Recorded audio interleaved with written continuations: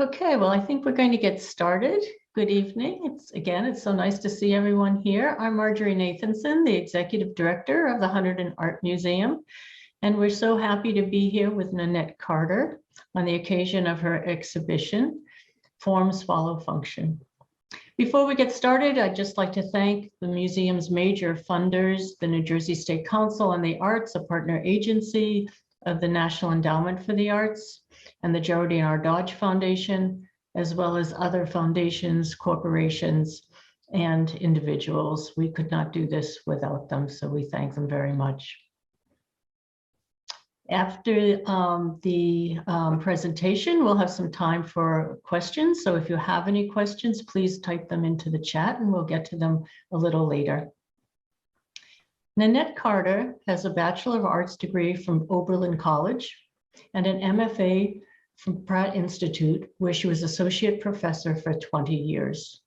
She has had numerous solo exhibitions throughout the United States, as well as in Japan, Cuba, Italy, and Syria, and has been included in shows at the Parrish Museum, the St. Louis Art Museum, the National Museum of Women in the Arts, the Studio Museum in Harlem, the Kemper Museum of Contemporary Art, Parsons School of Design, and many, many more. Her work is in the collections of the Museum of Art at Rhode Island School of Design, the Montclair Art Museum, the Pennsylvania Academy of Fine Arts, Yale University Art Gallery, the Library of Congress, the Zimmerli Museum at Rutgers, Johnson & Johnson, IBM, Motown, General Electric, and so many more. It's a long list. She has been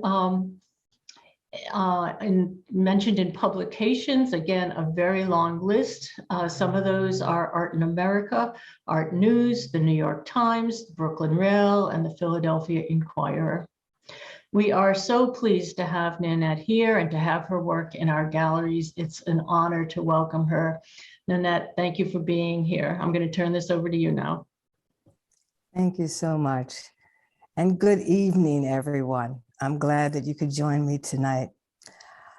I'm going to tell you a bit about my exhibition here. You can see I'm sitting in front of one of my installations, but I also want you to know that you need to come and see this show. If you haven't seen the show, you need to come and see this because I think there's a wonderful dialogue between my work and the structure of the museum. There are a lot of wooden beams here.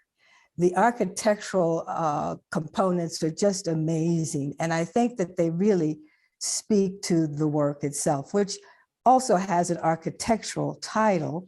This one that's behind me is Cantilevered number 54.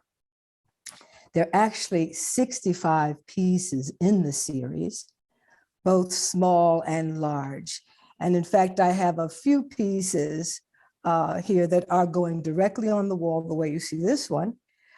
And then I also have some very small pieces. I love working small and I love working large. Scale means a lot to me. And with the Mylar, which is what I work with, I'm able to actually put my work directly on the wall. And I think the look is that maybe I did a mural, possibly I painted on the wall. Mylar, I'm not talking about Mylar balloons, okay? I'm not talking about that sort of malleable surface. This is actually fairly stiff. And it's a wonderful product that architects began to use in the 60s because it's also slightly transparent. It's actually plastic. It's really a polyester resin that is used to make Mylar. So it's stiff. It can hold up, it doesn't tear. And because of its strength, I can paint with oils, and all of my surfaces are with oil paint and oil stick. I'm using the frosted side of the Mylar. And then I'm actually using a double-sided tape to make it stick up on the wall. So yes, it can be peeled off, and it can go up onto another wall. It can be moved about. But I love the scale that I'm able to work. I love the fact that it doesn't have to be framed with plexiglass. There's nothing that is, intruding between the viewer and the actual piece. And again, I love the fact that they go directly on the wall for that immediacy that one has with the work. Cantilevered, of course, is a term that architects have used that talks about a structure where there's a plinth, there's a bottom structure that is then holding up everything else that's going out horizontally. So just like my body as this bottom structure, the plinth, holding out my arms, if you put things on top of my arms, that's cantilevered. There's nothing here structurally that's holding it up. And I thought that this was a wonderful metaphor for living in the 21st century and how we have to balance so much that's going on. I'm a child of the 70s, born in the 50s, and seeing all of these changes, whether you're talking about social media, technology, reading the news. I'm an avid New York Times reader, just trying to balance all of this information. COVID, as a New Yorker, I can tell you the millennium started with 9/11. And it just seems like things have just happened that have just been astronomical, starting with the beginning of the century, of the millennium. And so again, handling this, and some of the works, the pieces are teetering. Some of the works, things are about to roll off. There are also some works where things have already fallen off. The structure behind me, what you're seeing over here, this yellow and darker area with the structure, that's where everything is being held up. All right, that's that plinth, that's the strength that's holding all this up. And of course, because of I-beams, architects can actually build that way now.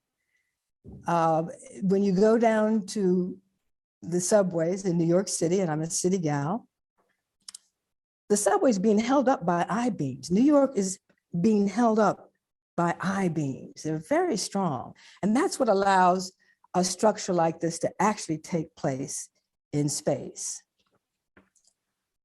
This particular piece is 5 feet by 11 feet. There's another piece in the show that's about 8 feet by 12 feet. It's again directly on the wall. And I thought I would show you some other works. I have a few works from the show. And again, I'm hoping that you get to see this show because the structure of this museum is beautiful. These wooden beams, we have really large plank floors. It just works so well with the structure of my work. And I love seeing the dialogue between the two. The piece you're looking at right now is the very first in the series, Cantilever. This is cantilevered number 1.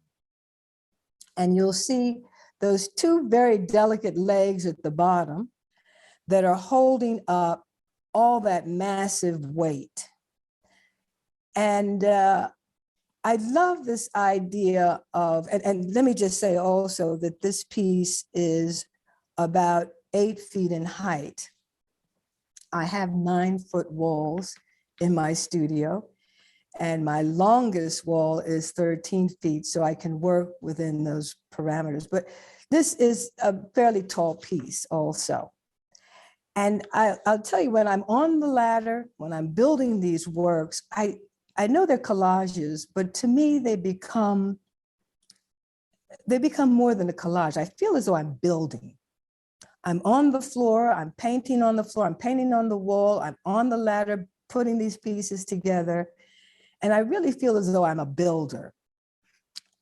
And again, this is all Mylar, oils on Mylar. And again, the beginning, this is the very first of Cantilever, of that series. Let's see, are we seeing the whole picture there? Yeah, okay. I'm seeing it differently here. This one is actually, these are 2 cantilevered pieces. There we go. Cantilevered number 61 is on your left. And that's about 7 feet in height, and cantilevered number 60 is on your right, about 6 feet in height. And again, all glued directly onto the wall. I create these so that they can be broken down. In fact, the one on the left actually comes in 2 sections, and the one on the right also comes in 2 sections. It takes me a while to get them up on the wall, but again, I love the fact that they're floating. You know, there's a weight to them, but they also are just, I love the floating idea, this floating world that happens with these pieces. I'm really moved by themes. Again, I enjoy reading my New York Times, which I love the hard copy. I have it delivered to me every day. I sit with my cup of coffee and I read the Times, and it gives me ideas and themes to work with. Now, if you as the viewer do not see these themes as you're looking at the work, that's fine. I have no issue with that. This is what I need to work. I need to have an idea to structure my pieces around. And so again, this particular series has really kind of fed me for a while. And I guess it's just because we've had one episode after another. No, I'm not a real Trump person. I felt those 4 years with Trump were just devastating. I was glued to the TV all the time.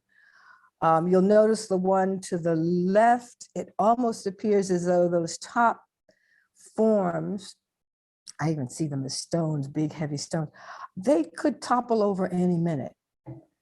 The one to the right seemed a bit more steady, but I do like to have these sort of differences here within this body of work. Some of them, again, looking very little troublesome, you know, and I love that tension. I do like to have some tension in my work. And I have to tell you, I want my work to also be, I like it to be beautiful. I do want, and I know artists don't like to use that term, but I like beautiful things. I love surfaces. And when you come to see my work at the Hunterdon, you have to come in close because they're very tactile surfaces. I've come up with lots of different, what I call recipes of how to come up with these different surfaces. I also like stripes. That one to the right has stripes in it. So the tactile quality, the painterly quality. I had a woman who was here today at the museum and said it looked as though an area of my work was suede. It had a feeling that there was, again, this tactile, smooth quality of suede. I love it. All of that is good. I want to engross you with these different surfaces. Now here's one. This is cantilevered number 57, teetering. Not only is it looks as though any minute the whole upper area there may come rolling down or falling off. You'll see the 2 legs over on the far left. Those are the 2 little legs that are holding the structure up. And yet one of the sort of oval shapes has already fallen off. I feel in many ways that there are times where we need to, and this is me, okay? Again, you can look at my work and have a very different feel. But for me, I wanted to show that kind of tension where you're not able to handle all, where you really can't hold up everything. It's just impossible, and it probably isn't wise. And, you know, I'm thinking about, I've taught at Pratt for 20 years. You know, students were talking about, maybe I need to get away from the social media so I can really just focus on my work or my studies or what have you, or it's gotten to be too much. You know, looking at the news and sometimes even reading the newspaper can get to be too much. you have family, you have friends. There's so much to juggle. So I wanted to show where, you're kind of getting rid of some of this, just allowing this to roll off and so you can continue on. Yeah, and this piece is roughly 6 feet in length there. All right. Here we have 2 pieces together. We have on the left side, cantilevered number 18.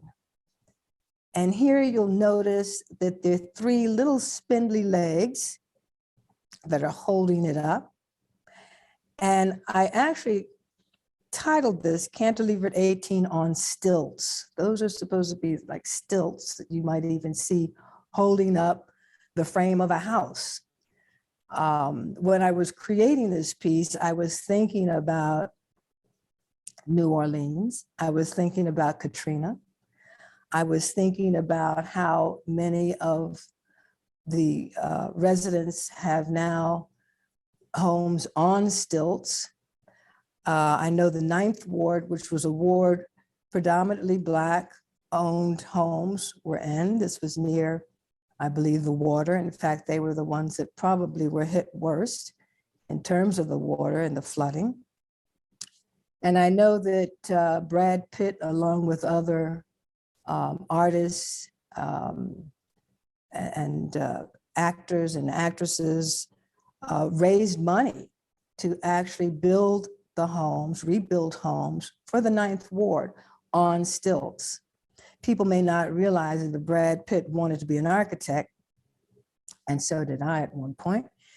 And so this was a wonderful release for him also. He could be very creative, but yet helping these folks maintain their properties and stay on their properties with these stilts. Then next to this piece that you see, again, that piece is directly on the wall. The one that's next to it, cantilevered number 44, is framed. I don't have plexi in front of it. Again, these are all oils. But there's that wonderful sort of stacking and collage element that's happening there also. And this one is also a teetering, one that is teetering.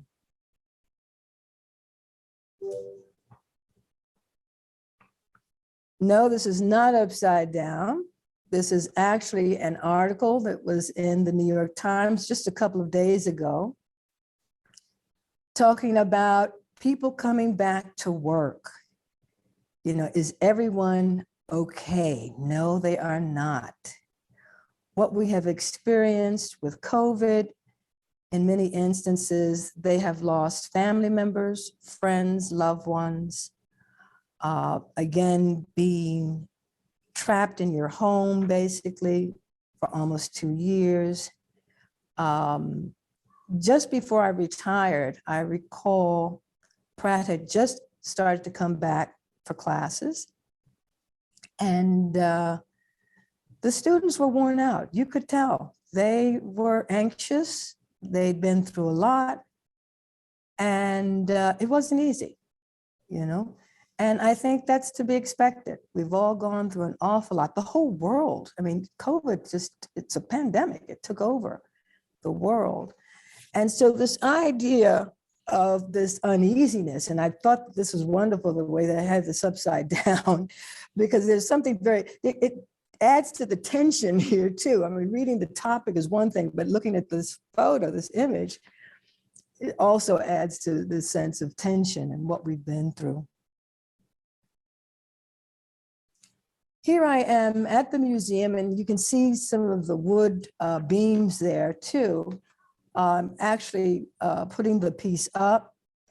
This is cantilevered number 19, another one of the large works directly on the wall.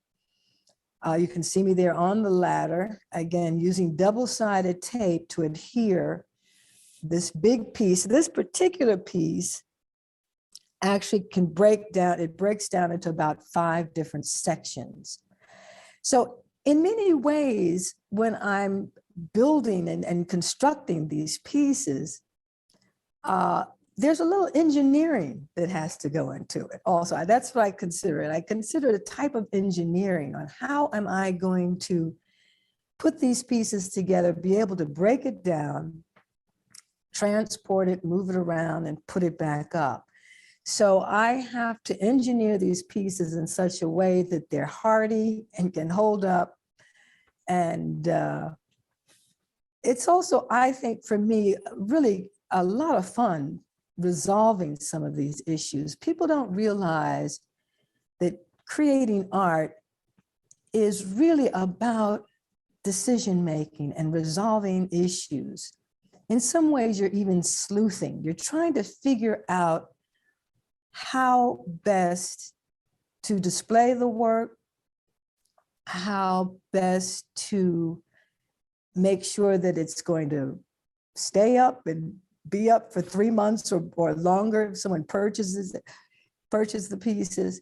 So I also, when I'm creating, I actually hold this work together, all these pieces together, by collaging this form onto one piece of mylar. For example, this particular piece we're looking at now, which I think has a pagoda-like flavor to it. This is cantilevered number 55, and this is in the show at the Hunterdon. If you can imagine me taping these individual pieces up on the wall, getting one big piece of mylar, setting it on top of these pieces, outlining the total shape onto this mylar. Now, mylar is transparent, so I can put a piece of mylar in front of these shapes. Okay, tape that mylar up on the wall in front of these shapes, outline this whole sculpture, this whole piece that you see here, and I'm calling it sculpture here, this whole two-dimensional piece, cut that out, and then glue these pieces onto that mylar. So all of these are backed with mylar. Again, that's what's holding the shapes together. And again, I'm looking at this. This is definitely my pagoda. I love looking at the old traditional Asian, Japanese homes and what have you. But if you take a look at the plinth, if you look at that one leg that's holding it up, it doesn't look terribly sturdy. It looks as though it could actually just sort of roll over and everything would just, and I wanted that kind of tenuous. I wanted it to appear precarious. There's a bit of tension, in other words, in this piece that I was after, and I really enjoyed that. But also, again, I'm hoping that there is that sense of beauty and that there's something to it that grabs you. When you have a piece like this, it's about these shapes, but it's also about the negative shape. If you would just take a look at the white wall around it, and because of those shapes, looking at that shape that it is actually working around the shape. All of these ideas are what I'm concerned with. I have not worked on a square or rectangular surface in years now. Everything I'm doing now are shapes. The artwork is a shape. Everything is a shape now. And that started probably about 16 or 17 years ago. I just stopped working with squares and rectangles. Everything is a shape. I love shapes. Every movement of the contour of that shape is very important to me. As the eye moves around it. And I think just as we love looking at women because of the wonderful shapes and curves, I'm hoping that you're also attracted to my shapes and curves in my artwork. But there's just something that draws us, I think, as humans to shapes that curve slightly. Yeah.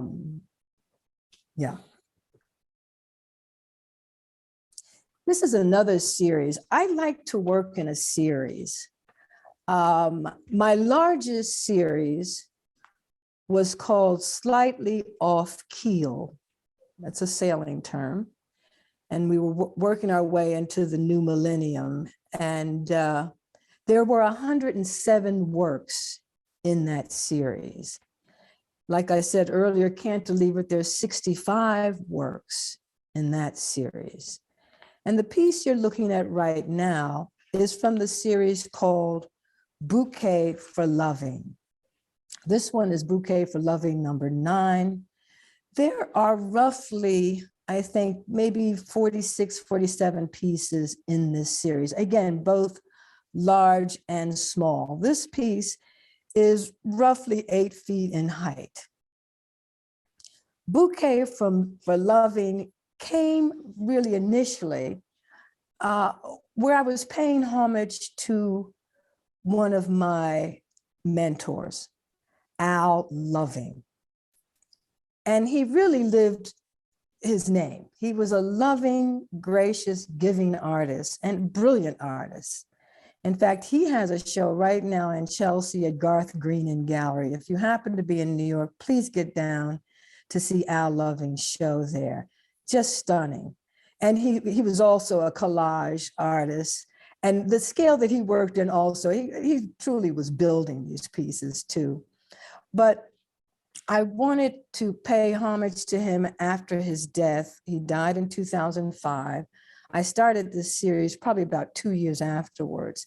But so Bouquet for Loving was not only paying homage to him and his generosity, but also I was really noticing the lack of civility in this country and how people were speaking to each other, grown-ups, people in office.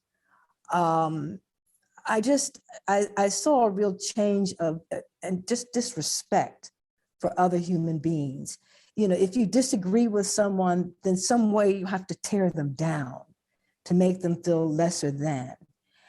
And I felt that the bouquet, when you give someone a bouquet, you're giving it to them out of love, out of respect.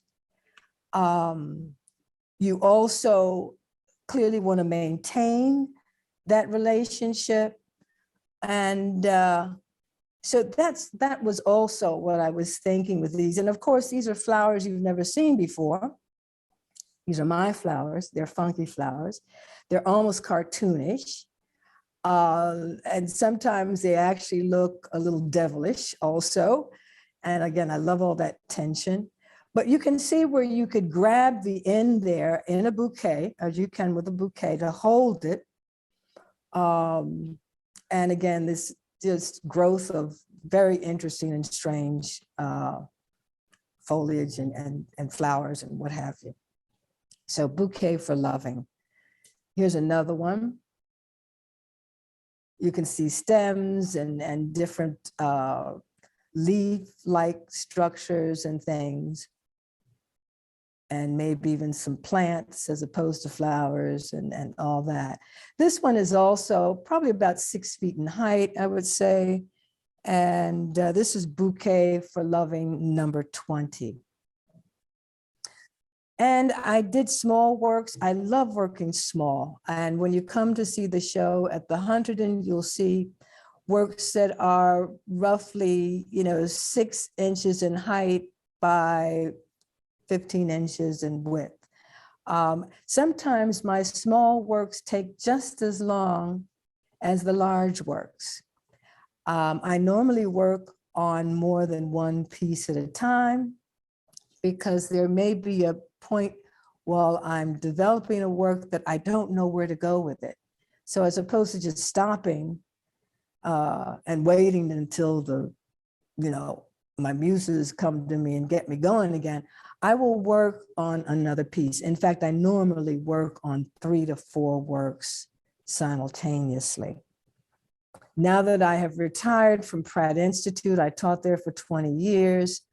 I'm really enjoying having this time all in my studio. I love it. I'm just, bathing in it. And here I am in front of one of my latest works. I have a new series that I just started, and it's called destabilizing. So again, dealing with this idea of living in the 21st century.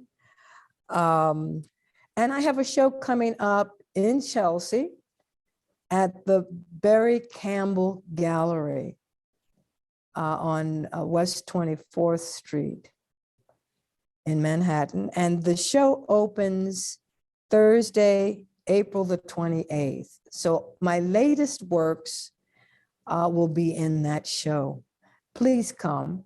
I'll have quite a few installations, quite a few works are going to be on the wall. And here I'm actually in my studio in this photo. I'm really lucky to have quite a few walls to work on there. And I work on the floor, I paint on the floor, I paint on the walls, I paint at my desk. I'm all over the place. So yeah, I think that's it. I think we're ready for questions. Nanette, thank you. It was such a beautiful talk. And I can't wait to see the work at Barry Campbell. It's a beautiful piece that you just showed. Thank you. I don't think there are any questions in the chat. Okay.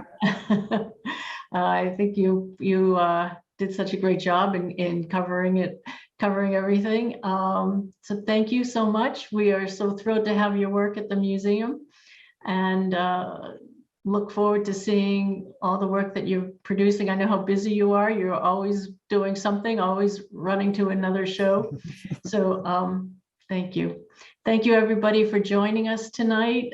Thank you, Brian, behind the scenes. And please come by and see the show. It's really beautiful. Take care.